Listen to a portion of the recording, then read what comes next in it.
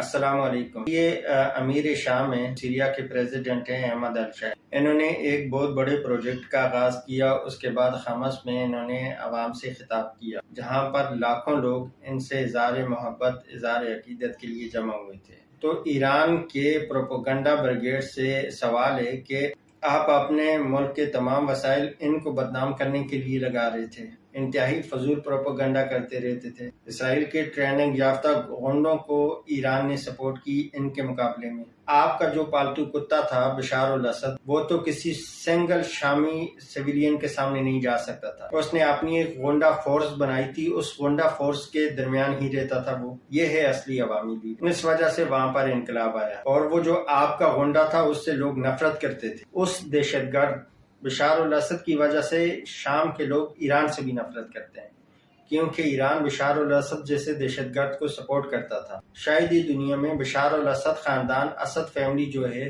اس سے بڑا ظالم کوئی دنیا میں پیدا ہوا ہو۔ وہ انتہائی ظالم آدمی تھا، اور ایران اس کا سپورٹر تھا۔